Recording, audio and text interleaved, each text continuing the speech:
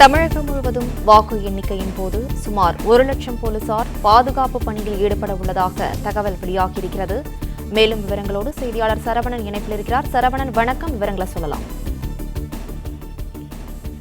வாக்கு எண்ணிக்கை நாளை மறுதினம் நடைபெற உள்ள நிலையில வாக்கு எண்ணிக்கை மையங்களுக்கான பாதுகாப்பு ஏற்பாடுகளில் எந்தெந்த காவல்துறையினர் ஈடுபட வேண்டும் என அவர்களுக்கான அறிவுரைகளுடன் அவர்கள் என்னென்ன வழிமுறைகளை பின்பற்ற வேண்டும் என ஏற்கனவே காவல்துறை அதிகாரிகள் அவர்களுக்கு சுற்றறிக்கையாக அனுப்பியிருந்தார்கள்.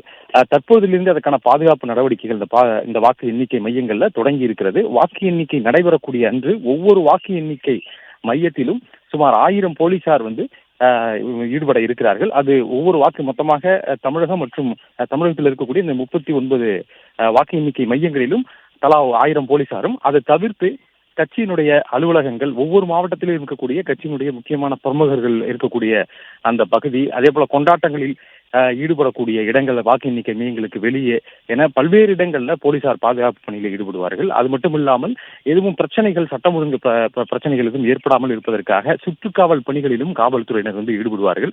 இந்த பணிகளுக்காக மொத்தமாக 1,00,000 போலீசார் இந்த பாதுகாப்பு பணியிலே ஈடுபடுவார்கள் என்று காவல்துறை அதிகாரிகள் தெரிவித்திருக்கிறார்கள்.